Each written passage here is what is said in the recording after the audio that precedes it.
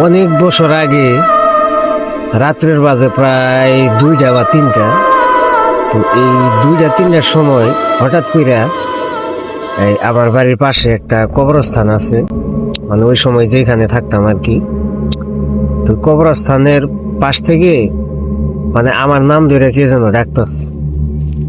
তো ডাকতেছে, আমি মানে ওই রাত্রের অনেক, তো ওই সময় গভীর ঘুম আর কি। তো আমি হঠাৎ করে মানে জাগনা পেয়ে যাওয়ার পরে কিরকম পরিচিত কণ্ঠই মনে হইতেছে। তো আমি যখন ঘুম থেকে উঠছি, উঠার পরেও 2বার ডাক দিছে। দেওয়ার পরে আমি আস্তে আস্তে আস্তে আস্তে মানে ভয়ে ভয়ে, একরকম ভয়, আর একবার বুঝলাম যে না, হয়তো পরিচিত কেউই নাম ধরে ডাকতেছে, অপরিচিত তো কেউ নাম ধরে ডাকার কথা না। কিন্তু তারপরেও আবার মনে হচ্ছে যে কবরস্থানের ওই পাশ থেকে কেন ডাকবে, ওইখানে কে, আর রাত্রের বাজে প্রায় 2টা। তো ভয়ে ভয়ে ভয়ে ভয়ে আমি গেলাম ঘর থেকে, মানে বেশি দূরেও না, বুঝতে পারছো। তো যাওয়ার পরে দেখি কেউ নাই। বিষয়টা কিরকম জানি, আমার কাছে ভয়ও লাগতেছে, আবার একটু মানে ঘুম থেকে উঠছি তো মানে একটু রাগও হইতাছে। কি ব্যাপার, এরকম রাত্রের বেলা এরকম মস্কারা করে কে? তো আবার ঘরে এসে শুইলাম। শোয়ার পরে ঘুম আসে নাই তখনও। ঘুম মানে আসবে আসবে এরকম একটা সময় আবারও ওই সেম কণ্ঠে ওইভাবে ডাকতেছে। ডাকার পরে এবার আমি মানে একটু বিরক্ত বোধ করলাম। দেখি তো কে এত রাত্রে এরকম দুষ্টামি করে। তো ওই সময় আমি যেখানে আর কি কর্মস্থলে ছিলাম, তো এখানে অনেক বন্ধু বান্ধব ছিল। তো ভাবলাম যে হয়তো রাত্রের বেলা এসে এরকম দুষ্টামি করতে পারে। তো দ্বিতীয়বার আবার যাওয়ার পরে দেখি যে না, আশেপাশে কেউই নাই। মানে জিনিস জায়গাটা কিরকম, আপনার 3 দিকে বারজার, 3 দিকে বারজার, একদিক দিয়ে রাস্তা, মানে বড় এক রাস্তা না আর কি, একদিক দিয়ে খোলা আর কি, 3 সাইড বারজার, মাঝখানে হইতেছে কবরস্থান।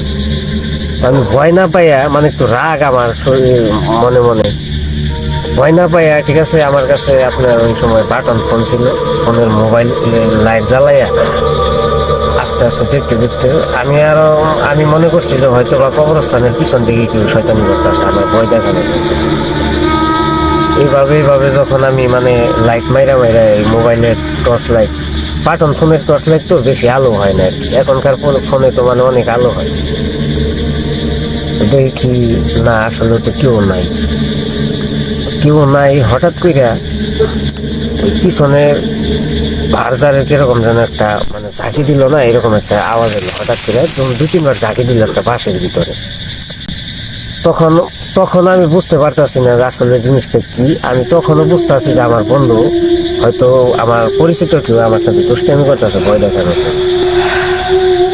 যখন আমি দেখলাম যে একটা মাটির চাক্কা আর কি, এতটুকু বড় হবে, ওই চাক্কাটা এসে ওই থেকে আসছে তা জানি না, খাস করে আমার পায়ের নিচে পড়ছে।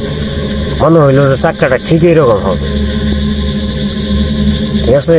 আমার টর্চ লাইটে একবার দেখছিও, কিন্তু আমি এই মাটির যে ইটা আছে চাক্কাটা, একবার টর্চ লাইট মাইরা দেখছিও আমি, এটা মাটির চাক্কা, ঠিক আছে, ভিজা মাটি আর কি, ততটা শক্ত না পড়ছে। কিন্তু আবার যখন এইভাবে আমি বাজারের উপরে চাইলাম, এদিক সেদিক চাইয়া যখন আবার মাটির চাক্কাটা দেখতে গেলাম, তখন দেখি আর মাটির চাক্কাটা নাই ওইখানে। তখন তো আমার মনে প্রচুর পরিমাণে ভয় পেয়ে গেছে, কি ব্যাপার, মাটির চাক্কা আসলে এটা পড়ে গেল, এই জায়গা তো পরিষ্কার জায়গায়, মাটির তো মানে এখান থেকে কেউ সরাই নাই, এরকম কোনো মানুষও নেই আমার আশেপাশে। সাথে যদি কেউ থাকতো তাহলে হয়তো বুঝতাম যে হয় শয়তানি করে সরাই দিচ্ছে, তাও না।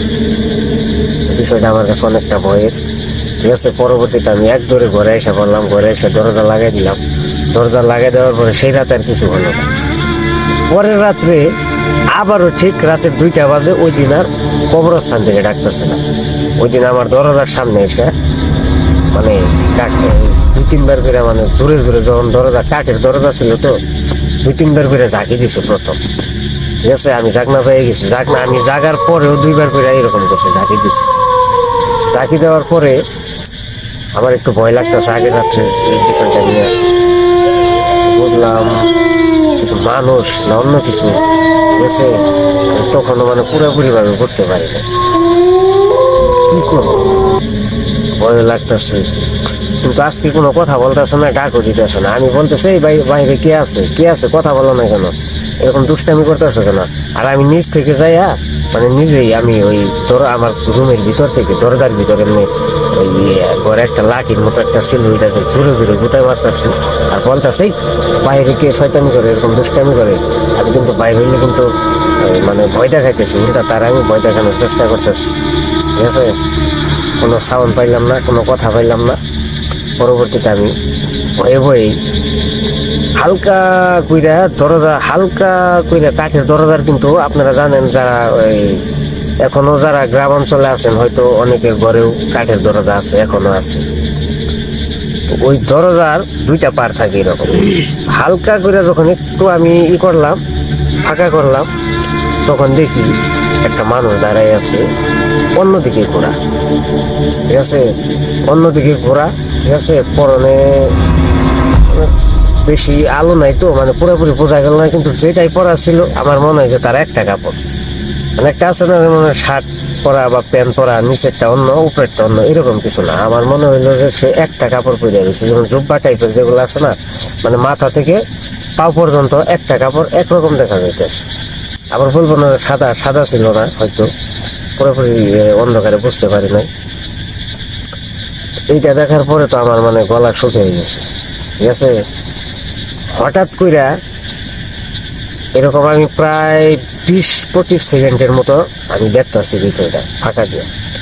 হঠাৎ করে আমি একটু মানে ঘরের ভিতরে এইভাবে তাকাই, আবার যখন ফাঁকায় তাকাইছি তখন দেখি মানুষটা, ঠিক আছে, একেবারে আমার দরজার সামনে এসে, ঠিক আছে, বড় বড় চোখ, ঠিক আছে, বড় বড় চোখ করে মানে একটা হাসি মারছে। হাসি মারার পরে কি হয়েছে আমি আর বলতে পারবো না। ঠিক আছে, আমি অজ্ঞান হয়ে গেছি। তো এই ছিল মূল ঘটনা। আর সবচাইতে বড় কথা কোনটা, এই ঘটনাটা আমার নিজের সাথে ঘটে নাই। ঠিক আছে, মানে যার সাথে ঘটছে আমি তার মতোই বললাম, সেটা হচ্ছে আমার দুঃসম্পর্কের এক মামা আর কি। তো তার সাথে ঘটনাটা ঘটছিল, এটা ঘটছিল 96-এর দিকে আর কি। তো তখনের ঘটনাটা আজকে আমি আপনাদের সাথে শেয়ার করলাম আর কি। ধন্যবাদ সবাইকে।